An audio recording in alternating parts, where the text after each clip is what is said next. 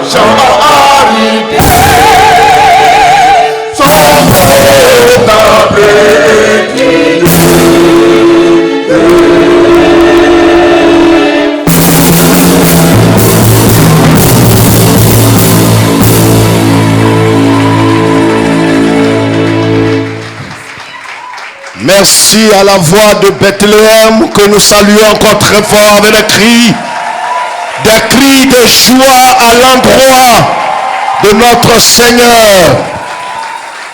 La voix de Bethléem, la chorale de la mission internationale Source de Vie, Plateau d'Ocu, Temple Bethléem. Prions le Seigneur. Nous te bénissons, notre Dieu, notre Père. Nous te disons merci de nous donner l'opportunité, l'occasion d'être en ta présence ce matin. Que Seigneur, nous diminuons, que toi seul sois élevé. Parle, enseigne-nous, éclaire-nous. Et nous voulons dire avec ton serviteur Moïse, apprends-nous à mieux compter nos jours. Que toute la gloire te revienne en vérité. Merci parce que par toi, nous sommes ce que nous sommes. Merci Seigneur notre Dieu de nous éclairer. Car en vérité, il n'y a rien de bon en nous. Parle-nous et enseigne-nous. Bénis ton peuple. Et bénis tous ceux, Seigneur notre Dieu, qui ce matin ont trouvé grâce à tes yeux d'être vivants et de te servir. Gloire à toi. Au nom de Jésus, nous te prions, Père. Quelqu'un dit Amen. Quelqu'un dit Amen qui vient de son cœur. J'ai dit parmi ces hommes-là, un seul se lève et dit Amen de tout son cœur. Alléluia. Sois vivant pour ton Dieu. Amen. Veuillez vous asseoir. Romains chapitre 7. Nous lisons la parole du Seigneur. Romains chapitre 7. Romains chapitre 7, nous lisons la parole de Dieu. Nous lisons la parole de Dieu. Romains chapitre 7. On ne marche pas à l'esprit. Romains chapitre 7, le verset 18. Allons-y très vite. Romains chapitre 7, le verset 18. Lisons à partir du verset 7. Or, si je fais ce que je ne veux pas, je reconnais par là que la loi est bonne. Et maintenant, ce n'est plus moi qui le fais, mais c'est le péché qui habite en moi. Ce qui est bon, je le sais, n'habite pas en moi. Ce qui est bon, je le sais, n'habite pas en moi. C'est-à-dire dans ma chair. C'est-à-dire quoi? Dans ma chair. Dans ma chair. C'est-à-dire quoi? Quelle chair? Parce que l'homme a deux types de chair. Dans ma chair. Continue. J'ai la volonté, mais non le pouvoir de faire le bien. Car je ne fais pas le bien que je veux. Oui. Et je fais le mal que je ne veux pas. Ce qui est bon, je le sais, n'habite pas en moi, c'est-à-dire dans ma chair. Veuillez vous asseoir.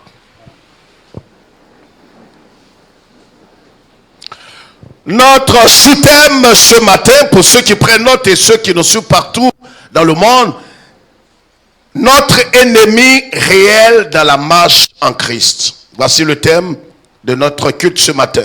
Notre ennemi réel dans la marche en Christ. Notre ennemi réel. Il y a un ennemi que nous voyons comme notre ennemi qui, en vérité, n'est pas l'ennemi véritable. C'est un ennemi redoutable, mais il n'est pas le réel. La Bible déclare, nous n'avons pas à lutter contre la chair et contre le sang, mais nous avons à lutter contre les esprits méchants dans les lieux célestes. Frères et sœurs, levez la tête s'il vous plaît. Vous savez, nous allons allègrement, j'ai dit de lever la tête d'abord. Si tu n'as pas fini d'écrire, attends un peu. Vous savez, nous allions allègrement vers la fin de l'année, par la pure grâce de Dieu. Et une chose importante que nous devons comprendre et saisir, c'est que dès que nous venons à Christ, le Christ dont nous parlons est en même temps la porte et en même temps le chemin. Jésus dit, je suis le chemin, la vérité et la vie. Nul ne vient au Père que par moi. Mais le même Jésus dit, je suis la porte des brebis. Qu'est-ce que cela veut dire? Je vais très vite pour que nous saisissions l'esprit du message ce matin. Ce que la Bible appelle la nourriture spirituelle au temps convenable. Ça veut dire que chaque jour, Dieu nous donne une portion, comme il a fait avec Élie. Quelqu'un m'entend? J'ai dit, est-ce que ton voisin peut comprendre ce que je suis en train de dire? Chaque jour, Dieu nous donne une nourriture spirituelle appropriée pour un temps précis. Et quand il donne cette nourriture spirituelle, c'est ce qu'on appelle la nourriture spirituelle au temps convenable. Il nous donne cette parole pour que nous puissions marcher sur la base de cette parole. C'est pourquoi il est important de saisir cette parole quand il dit, si tu écoutes la voix de l'Éternel ton Dieu. Je vous ai dit que la voix de l'Éternel est spécifique, est individuelle. Mais la parole de l'Éternel est générale. Quelqu'un comprend ça? La voix de l'Éternel, c'est le Roma. C'est la parole que Dieu met dans le cœur d'un homme de façon spécifique. L'apôtre Paul, je voudrais revenir sur ce qu'on appelle les points basiques de la marche chrétienne. Vous savez, tant qu'on n'a pas compris ces points élémentaires de la marche, tout ce que nous faisons peut être réduit véritablement à rien. Quand un homme vient à Jésus, il y a quelque chose qui se passe. Quand il s'est détourné de la mauvaise voie pour se tourner vers Christ par la foi, alors automatiquement, regardez ce qu'il fait. Il vient de traverser la porte. Il vient d'entrer dans la porte parce que Christ est la maison. Il n'entre pas la porte. C'est pourquoi il a dit, le mercenaire qui vient, il ne vient pas par la porte, il vient par la fenêtre. Mais lui, Jésus, il est la porte des brebis. Il y a un ennemi réel que nous devons connaître. Un ennemi réel qui est pratiquement lié à nous, attaché à nous. Et cet ennemi-là ne nous quittera jamais jusqu'au soir de notre vie. C'est un ennemi qui est attaché à notre vie, attaché à notre pensée, attaché à notre volonté. Nous devons le connaître pour mieux le vaincre. Donc quand nous passons par la porte, nous sommes sauvés. Mais dès que nous sommes sauvés, alors nous nous retrouvons, regarde ici, nous nous retrouvons sur le chemin. Donc il y a la porte et il y a le chemin. Une chose est de traverser la porte et une autre chose est de marcher sur le chemin jusqu'au soir de sa vie. Est-ce que quelqu'un me suit? Une chose est de traverser la porte. J'entre dans la maison, je sors de la maison par la porte. Mais le fait de sortir de la maison par la porte ne m'amène pas automatiquement à ma destination. Tout à l'heure, après le culte, nous allons sortir tous par la porte. Mais dès que nous sortons de la porte, nous sommes devant le temple. Le fait de sortir par la porte du temple ne nous amène pas automatiquement dans nos maisons. C'est pourquoi, si nous voulons arriver chez nous à la maison, qu'est-ce que nous devons faire? Nous devons marcher selon les codes de la route, respecter les principes de la marche. Ça veut dire que si nous devons traverser des voies, nous devons regarder à droite, à gauche, comme on nous l'a appris à l'école. Nous devons marcher si nous avons des véhicules. Nous devons respecter les codes de la route afin que nous arrivions chez nous sains et saufs. Est-ce que quelqu'un m'entend? C'est pareil pour la marche chrétienne. Le Seigneur nous dit une chose importante, frères et sœurs. Et l'apôtre Paul a fait l'expérience ici. Et c'est l'expérience que tous les chrétiens font. Quand il s'est donné au Seigneur, il était heureux, il était joyeux, il célébrait le Seigneur, il parlait à l'homme, il glorifiait Dieu. Mais la Bible dit à un certain moment de la marche, il s'est rendu compte qu'il y a quelque chose qui est localisé dans son corps. Écoutez. Notre ennemi, l'ennemi juré de notre âme s'appelle Satan. Mais ce Satan-là, regarde ici, il est à l'extérieur de notre corps. Mais le traître, l'ennemi le plus redoutable, est localisé dans notre corps.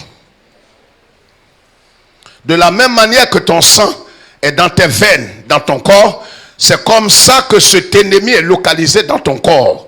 Il n'est pas quelque part d'autre, il est dans ton corps. Et cet ennemi, c'est lui que la Bible appelle la nature corrompue, la nature adamique. C'est la nature déchue. Cette nature, tu es né avec. Et cette nature ne te quittera jamais. Cette nature a les mêmes traits de caractère que Satan. Cette nature déchue, cette nature adamique, c'est ton ennemi réel. C'est pourquoi, voyez, Edom peut chasser les démons, peut tout faire. C'est pourquoi, voyez, à la conversion, plusieurs ont crié vers Dieu, ont jeûné, ont prié, ont loué Dieu.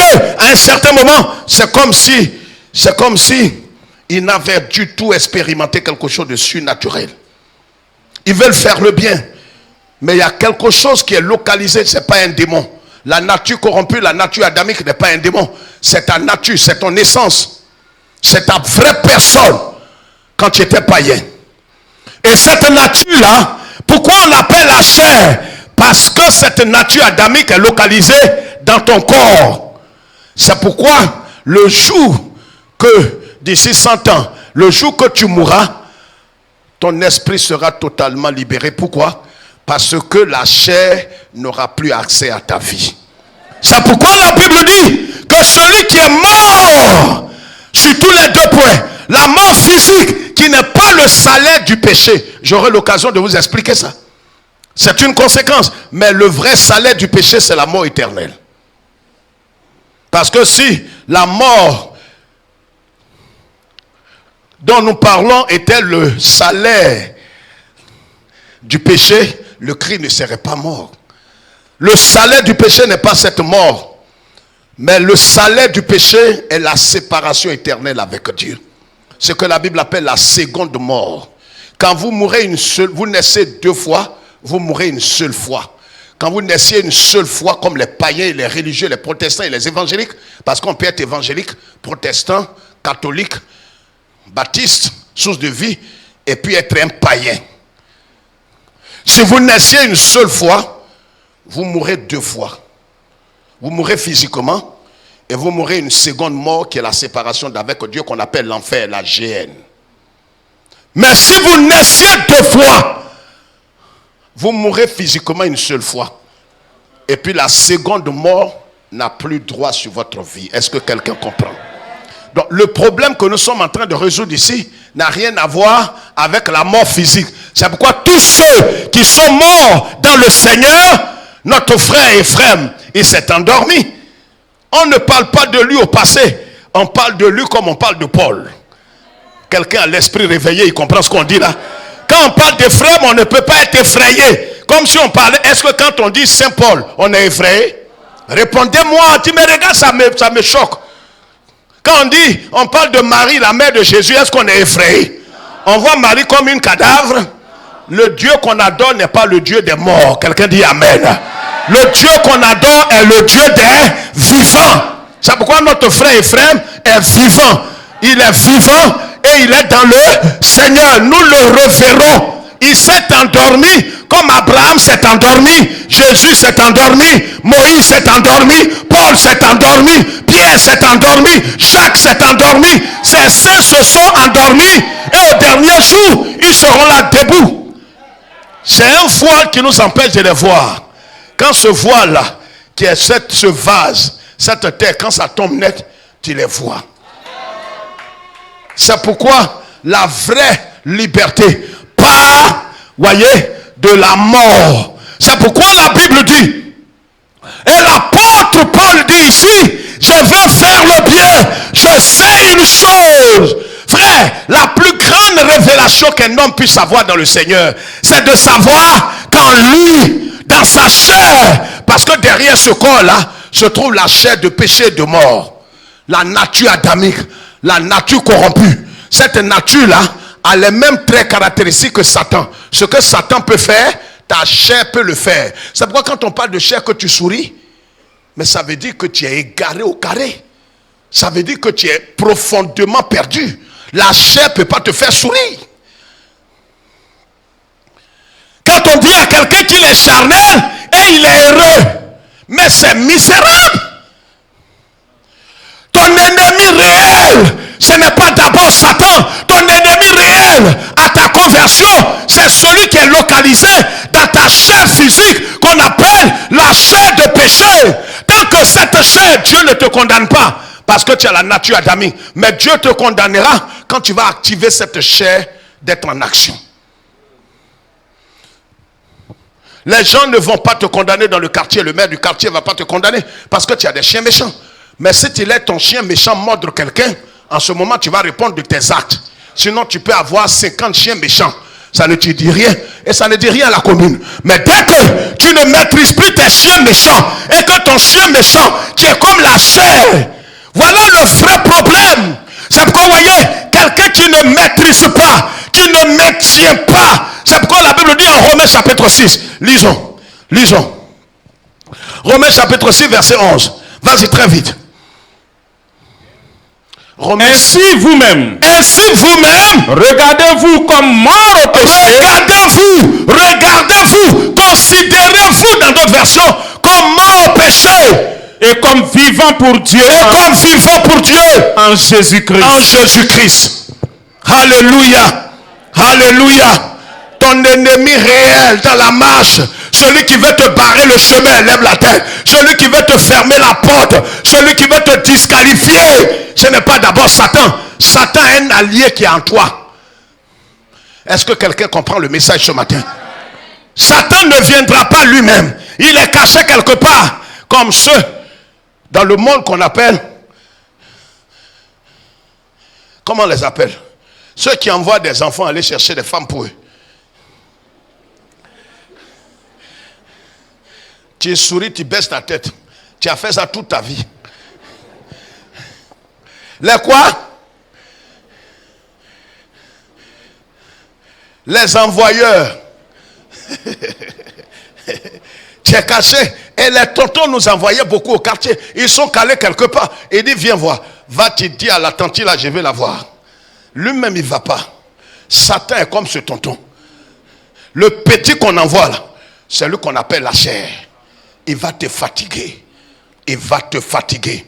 Regarde, tu peux prier en langue, tu peux prophétiser, avoir les dons spirituels. Les Corinthiens avaient tous les 9 dons, mais ils étaient disqualifiés. Pourquoi? Parce qu'ils ont laissé la chair être activée. Ils ont laissé la chair être manifestée dans leur vie. La Bible dit que nous connaissons les œuvres de la chair. La débauche, la sorcellerie, les rancœurs, l'animosité. Quand nous avons parlé du pardon ici, le dimanche dernier, les hommes les plus misérables de la foi chrétienne, c'est des gens qui ne sont pas prêts à renoncer à leur vie, leur petite vie, pour aller vers ceux qui les ont offensés. C'est pas toi, regarde ici, je n'ai pas de baisser la tête, madame. C'est pas toi qui l'as offensé, c'est lui qui t'a offensé. Mais si là, véritablement, la chair, ta nature adamique, le moi qui est ton ennemi réel, s'il y a quelqu'un qui est prêt à te barrer le chemin, ce ne sont pas les sorciers, ce ne sont pas le diable. Il est en toi. Vous savez, le plus grand traître, celui qui livre tout, celui qui fait tout contre vous, qui donne toutes les informations de votre foyer, il n'est pas loin, il est dans votre maison. C'est pareil pour la chair. Le problème, ce n'est pas que les sorciers soient puissants. Le problème, c'est que toi, tu ne veux pas maintenir la chair crucifiée. Elle a été crucifiée quand Jésus a été crucifié. C'est pourquoi la Bible dit que la chair a été condamnée dans le corps de Christ. La race humaine a été placée divinement dans le corps de Christ. Et quand Jésus est mort en crucifiant la race humaine. C'est pourquoi l'apôtre Paul dira, j'ai été crucifié avec Christ et si je vis, ce n'est plus moi qui vis, c'est le Christ qui vit en moi. Bien-aimés frères et sœurs, la chair fait des dégâts. C'est pourquoi quelqu'un peut être converti. Vous savez, il y a 3 types de personnes. Il y a l'homme animal, c'est l'homme païen, imbu de lui, qui n'a pas Christ sur le trône de son cœur, qui n'a pas Jésus, qui n'est pas né de nouveau, qui est perdu. Il peut avoir une religion, mais c'est l'homme animal. C'est l'homme animal. Le deuxième type de personne, c'est l'homme spirituel. Celui qui a reçu Jésus et qui permet... Voyez, donne-moi le fauteuil là. Donne-moi le fauteuil qui est là. Vas-y, fais vite. Là.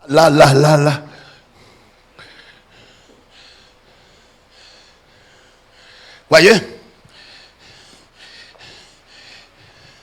J'ai appelé quelqu'un ici. Viens. Yélémo, viens. Ton portefeuille. Il n'a pas... Non, assieds-toi. Tu ne peux pas venir ici. Il y a besoin de quelqu'un qui a un portefeuille. Viens. C'est ton portefeuille. Il y a tout dedans. Il y a beaucoup de choses dedans. Viens. Arrête-toi là. Il ne faut pas t'asseoir. Voilà la vie de quelqu'un. Je vous montre en quelques secondes. Regarde ici. Si tu oublies tout, les images. À l'école prière, c'est pourquoi on te montrait les carrés à poids. Malade, troué. Et tout ça, tu as retenu. Il y a eu des traces aussi sur ton corps. Voyez, voici le cœur d'un homme. Le cœur d'un homme. Quand il était païen. Viens, Marcel. Fais vite. Mon ennemi ici, aujourd'hui, ils sont 3, c'est l'heure. Donc voilà, le monsieur, viens. Lui, c'est lui qui était là, c'est toi dans le fauteuil. Il était païen. Enlève ton masque, mets dans ta poche. Il était païen. Lui-même, sa double personne, qui est sa chair de péché, son moi, qui a les mêmes traits de caractère que Satan. Ce que Satan fait, ta chair fait ça exactement. Ce sont des amis, ce sont des siamois, ce sont des jumeaux. Si quelqu'un a compris ça ce matin, lève la main comme ça.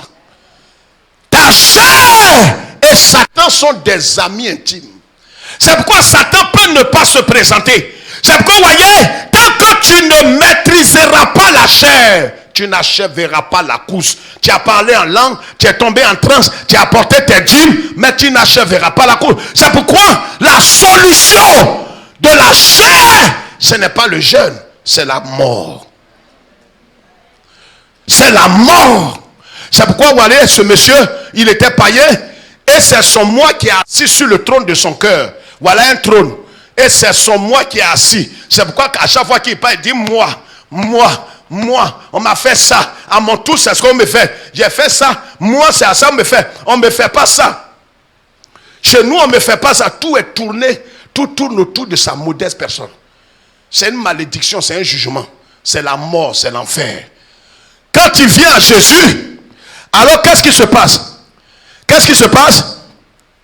Alors lui, il quitte. Lui-même qui est là. C'est sa nature adamique qui est assise sur le trône et qui fait tout. Maintenant, quand il vient à Jésus, il cède. C'est pourquoi on dit il vient de donner sa vie à Jésus. Donc il vient de donner le trône de son cœur là à Jésus-Christ. Mais voilà que il donne son cœur. On y vient. Il donne le trône de son cœur à Jésus-Christ.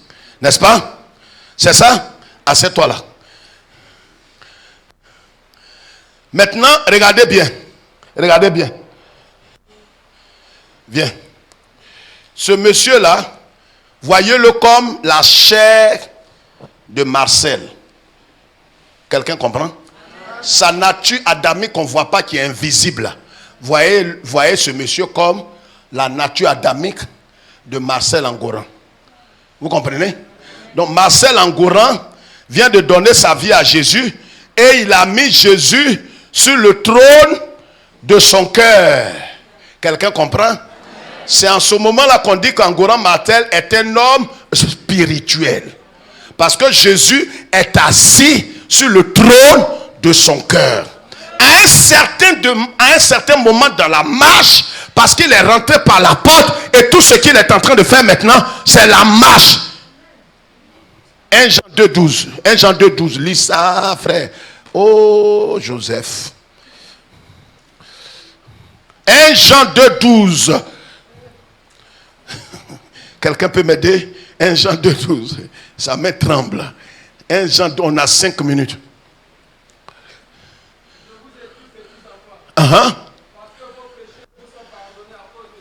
Continue. Vas-y. Merci beaucoup. Vous avez vaincu le malin. Lis le verset 6, dit quoi?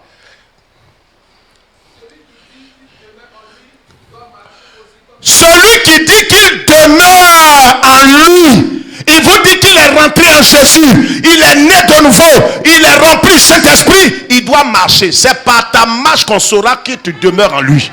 Est-ce que quelqu'un m'entend? Laisse ton voisin tel qu'il est là, laisse-le. Je dis, si quelqu'un dit il est rentré en Jésus et qu'il demeure dans le Seigneur, il est assis dans le Seigneur, il est enraciné dans le Seigneur, comment on peut le savoir? C'est par sa marche. C'est par sa marche. Est-ce que vous savez que par ta marche, on peut déceler déjà comment ton père marchait? Les parents au village, vous savez, il y a des grandes familles où vous avez des oncles. Vous avez beaucoup d'oncles. Et puis, les villageois vous voient venir. Ils ne vous connaissent pas. Mais ta façon de marcher décèle déjà. Ils vont déduire que lui là, c'est le fils de Bamlé. Lui là, c'est le fils de Kotokoli. Lui là, c'est le fils de Bolikan. Et pourtant, tu n'as pas écrit le nom de ton père. Hein? Mais ta façon de marcher révèle déjà. C'est pourquoi le Saint-Esprit dit par la bouche de Saint Jean, si réellement vous demeurez en lui, c'est par votre marche qu'on saura que vous êtes né de nouveau. Comment marches-tu? Regardez ici. Donc Onzi est vu là comme Jésus-Christ. Marcel, qui a donné sa vie à Jésus, a intronisé Christ comme roi des rois, seigneur des seigneurs de son cœur. Le tout ne suit pas de dire nous te quoi? Nous te couronnons.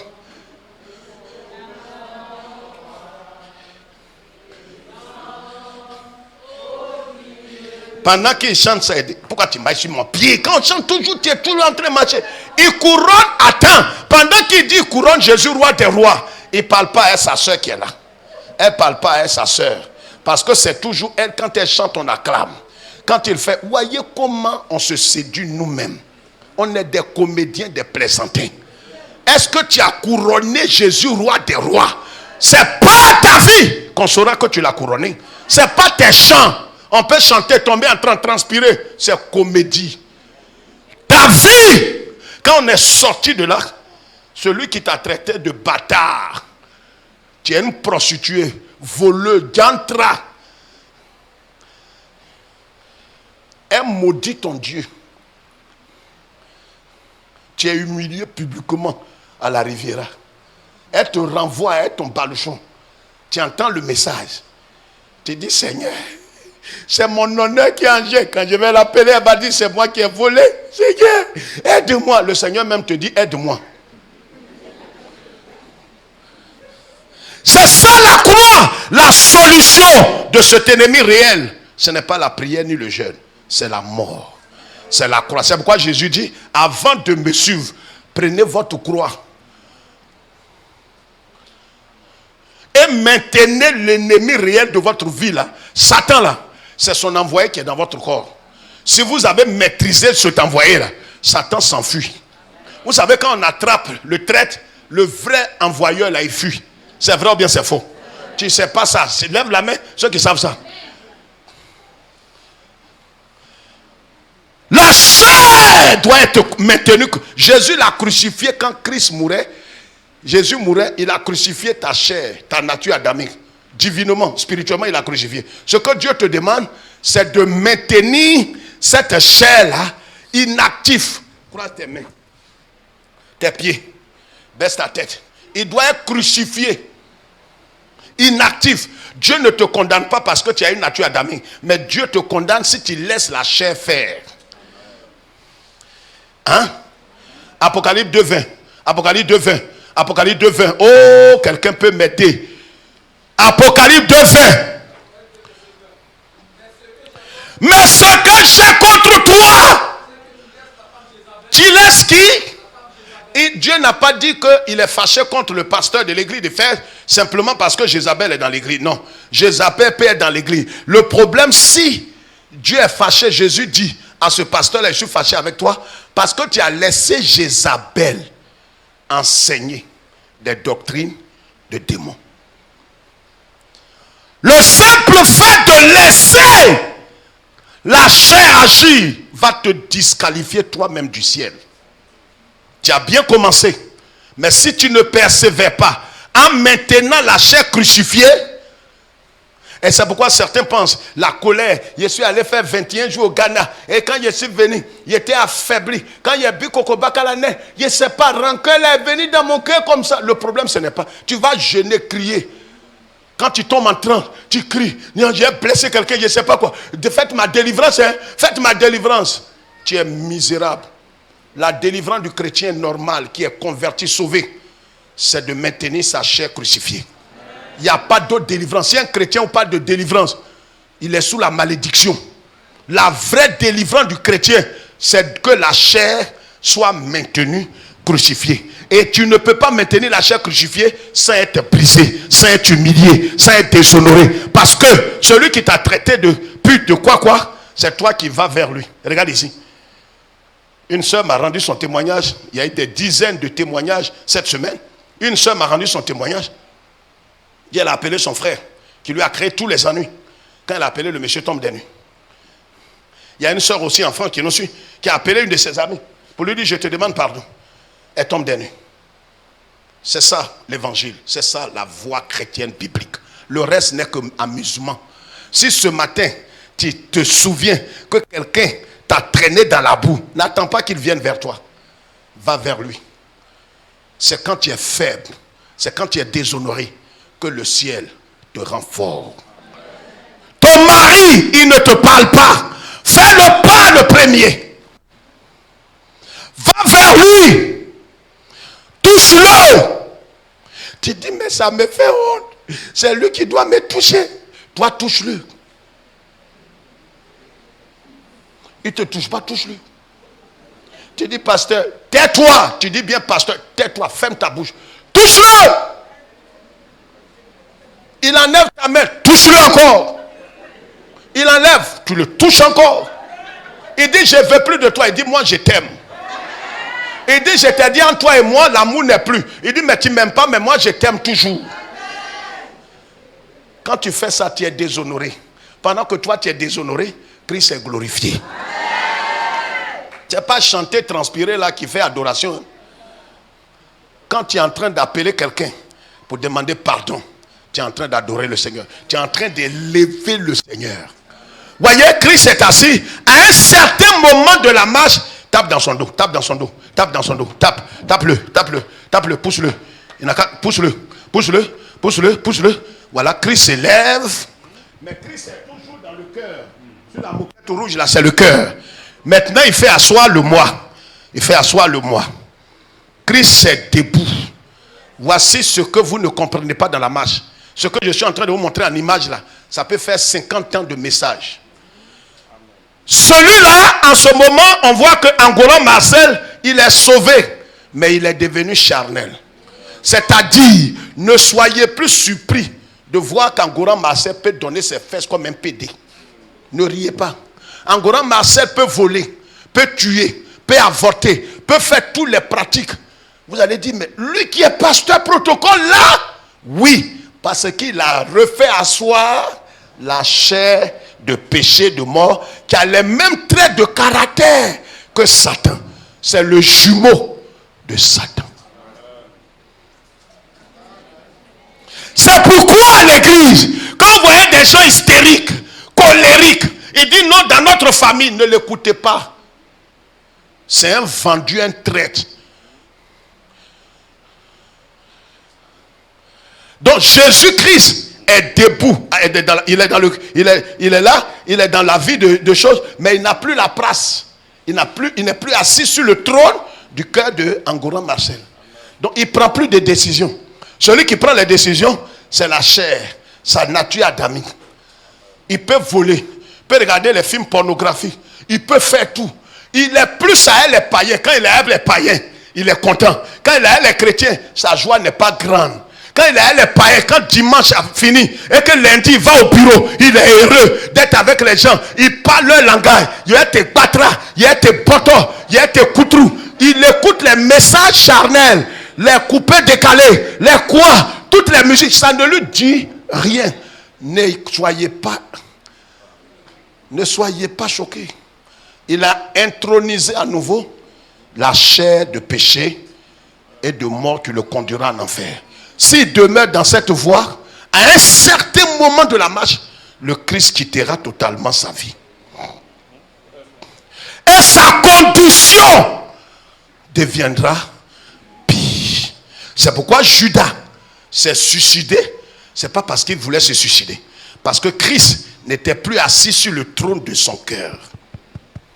Je vous en supplie ce matin. L'ennemi, c'est pourquoi quand quelqu'un vient, je chasse les démons, mais tu es misérable, chasser les démons. Normalement, ça on enseigne à l'école de dimanche. Tous les chrétiens ici, dès que vous avez cru au Seigneur, vous chassez les démons. Chasser les démons, ce n'est pas un ministère. C'est pourquoi quand j'entends des pasteurs, son ministère c'est de chasser les démons. Tu es le plus ridicule des chrétiens. Le plus faux. C'est pas, chasser les démons, ce n'est pas un ministère. Jésus dit, voici, c'est l'autorité des croyants. Il dit, voici les signes qui accompagneront ceux qui ont été baptisés. Dès que tu crois au Seigneur Jésus, tu es né de nouveau, tu commences à chasser les démons. C'est pourquoi au dernier jour, beaucoup diront, n'avons-nous pas? Il a chassé les démons, mais il a laissé le moi s'asseoir sur son cœur. Jusqu'à Jésus a quitté son cœur, il est mort, il va devant Jésus, il dit, mais lui là, on t'a vu à l'église, tu étais protocole, non? Tu étais présent des jeunes, non? On dit oui. Il chassait les démons comme avisement. Le problème est que tu n'as pas achevé la course avec Christ dans ton cœur, sur le trône de ton cœur. Est-ce que quelqu'un comprend le message? C'est pourquoi quand vous voyez que quelqu'un, regardez par exemple dans les foyers, monsieur fait par là, bah, madame, et il boude. On fait ça. On dirait cochon. On dit, mais envoyez ça chez le pasteur. On envoie chez le pasteur. Barbu vieil là. Il est assis là comme ça, on dirait porc. Demandez à ma femme. Ce qu'elle me fait là. Ma tension monte, attention. Tu vas mourir. Tension là va te tuer. Tu es charnel. tu n'es pas digne d'un homme. Tu n'es pas un garçon. Un garçon, il ne cherche pas de raison. Parce qu'il est crucifié. Quelqu'un qui est mort, il ne cherche pas de raison. La femme convertie, née à nouveau, ne cherche pas de raison sur son mari. Si le monsieur dit, il est païen, il est perdu, c'est un homme animal. Toi, tu veux avoir raison sur animal, mais tu n'es plus animal, femme. Tu es tordu. Ce que mon mari m'a fait, si je vous raconte, vous n'allez pas croire. Mais qui veut te croire même? Tu es plus animal que ton mari païen là. Mon mari matin là, dimanche matin là, au nom de Dieu, il me dit de faire son café, Mais faire son café. Dimanche matin là, ou pasteur, si je te dis ça, ça me fait honte même. Ça me fait honte. Quand je vais te dire, tu as dit mon mari c'est un animal. Mais tu n'apprends rien. C'est comme tu dis l'homme mouille, c'est pas révélation. Ton mari n'est pas converti, c'est un homme animal. Matin, qu'est-ce qu'il t'a proposé? Matin là, il dit, il veut aller avec moi. Il veut souiller mon corps. Hey! Donc tout message qu'on prêche ici, tu es tordu dans ta tête. Ton mari couchait avec toi dimanche matin à 6h45 ou à 7h. Pendant que tu es au culte, il peut t'appeler. Il va. Le culte n'est pas fini. Il couche avec toi. Et puis il te ramène. Tu n'as pas péché. Tu es allé adorer le Seigneur. Et tu viens adorer le grand Seigneur. Quelqu'un m'a compris? Est-ce que quelqu'un comprend le message? Donc il ne t'a pas souillé. Dimanche matin, c'est le jour du Seigneur. Lundi, c'est le jour du Seigneur. Quelqu'un comprend le message? Quelqu'un comprend?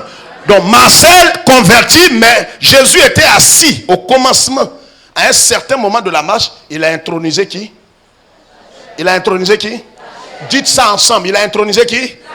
Je dis tout le monde dit ça. Chorale. Il a intronisé qui? La chair de quoi? De péché qui va le conduire à la mort éternelle. Ce n'est pas mort physique là. Ça va le conduire à la mort éternelle. C'est pourquoi on l'appelle le chair de péché. On l'appelle chair parce qu'il est dans ton corps là.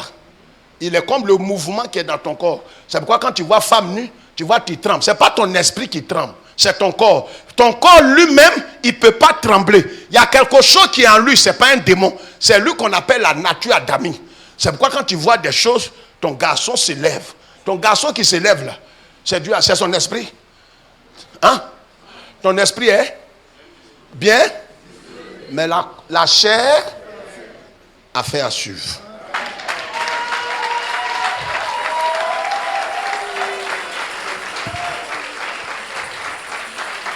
Que Dieu nous bénisse.